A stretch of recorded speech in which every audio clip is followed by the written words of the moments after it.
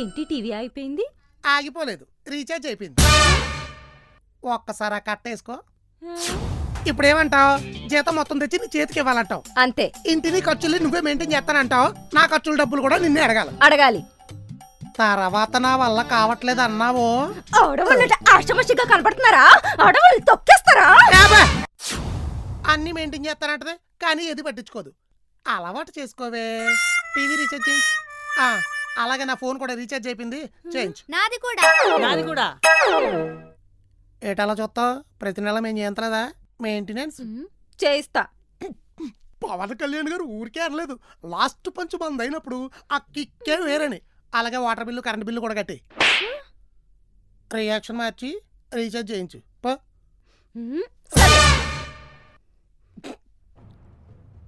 అమ్మయ్య వచ్చావక్క, రీఛార్జ్ అయిపోయింది, త్వరగా చేయవే. ఏమైంది? అక్కడ ఆడు దొబ్బేస్తున్నాడు, ఇక్కడ నువ్వు దొబ్బే.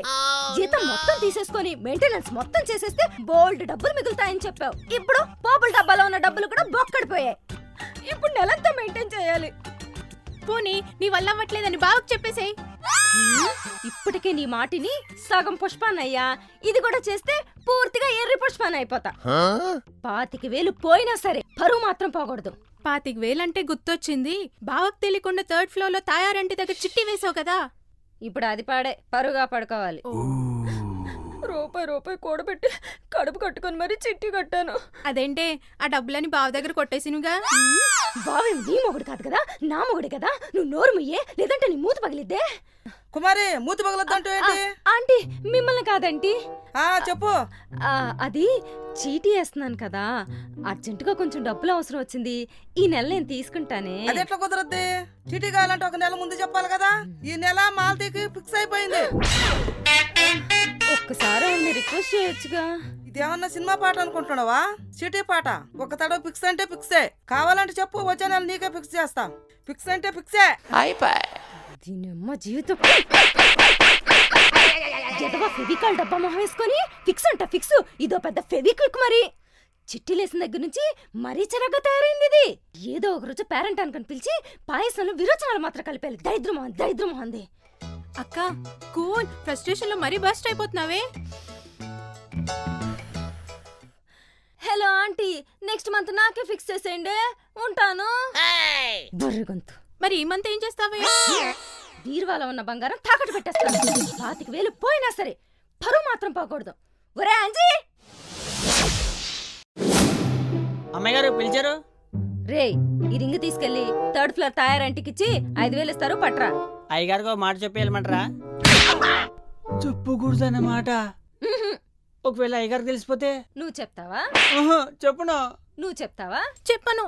నేను అస్సలు చెప్పను. ఎలా తెలిసిద్రా? వెళ్ళి డబ్బులు తీసురా. అయ్యగారికి అసలు తెలియకుండా వెళ్ళాలి.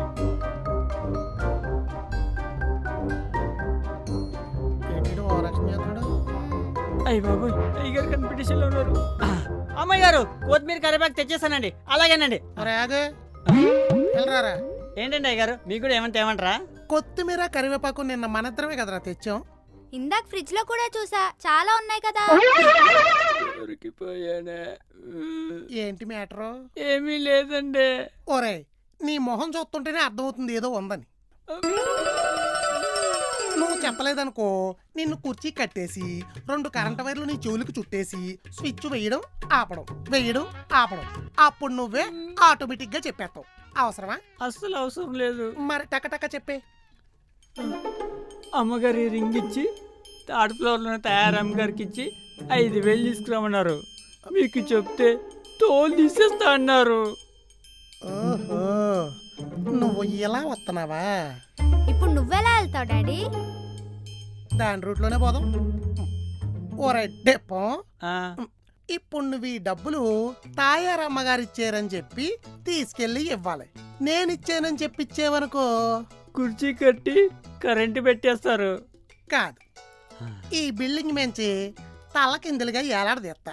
ఏంటి బాబా అన్న?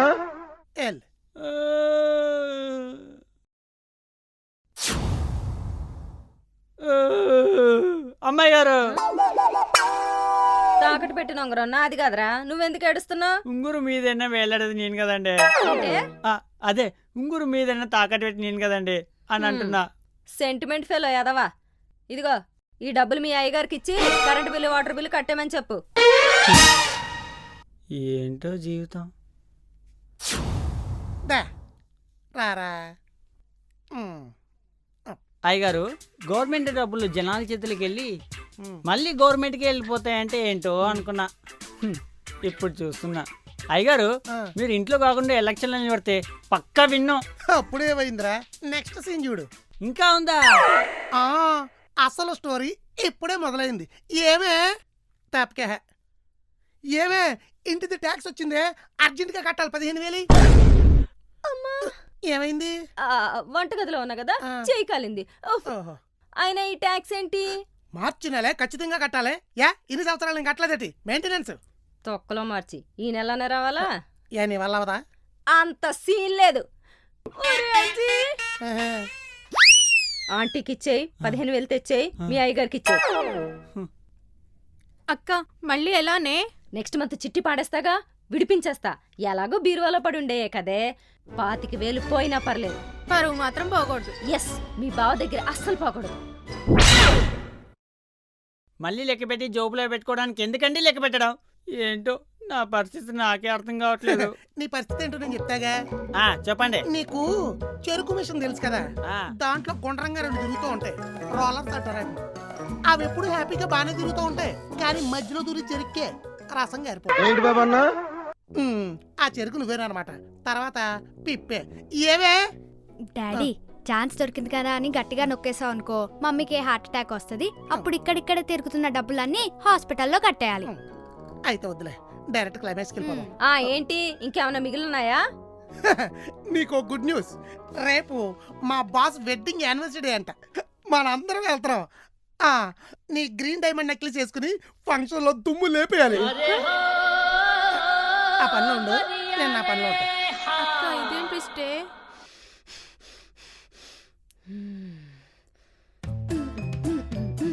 ఇప్పుడు నేనిచ్చే ట్విస్ట్ కి ఎండు కార్డు పడాల్సిందే. పద. ఏమండి, ఆ, ఓసారి లేవండి. ఎందుకు? లెమ్మంటుంది వల్లే. ఆ, ఏంటి టెర్రరిస్ట్ మొహల్ వేసుకుని అలా చూస్తున్నారు, ఏమన్నా చేస్తారా? ఓరి నీ ఇంటి మెయింటెనెన్స్ తగలయ్యా. వచ్చే జీతంతో ఎలా మెయింటైన్ చేస్తున్నావురా? నువ్వు ఇంకేమన్నా చెప్పావంటే తాకట్టు పెట్టడానికి నా దగ్గర ఇంకేం లేవురా. 25,000 పోయినా పరువు పోకూడదు. ఇప్పుడు అది పోయింది, ఇది పోయింది. పైకిలే. మ్మ్, ఇంటి మెయింటెనెన్స్ అంటే ఏంటో ఇప్పుడు అర్థమైందా? బాగా. ఇంకెప్పుడైనా ఓవర్ యాక్షన్ చేస్తావా? అస్సలు చేయను. చేయబట్టు. మ్మ్. ఏ, ఈ ఎక్కడివి? ఆయన అడిగి చెప్తాడు. సారీ. అరే చెరుకు, ఇప్పుడు అవుతురా నీకు పిప్పి.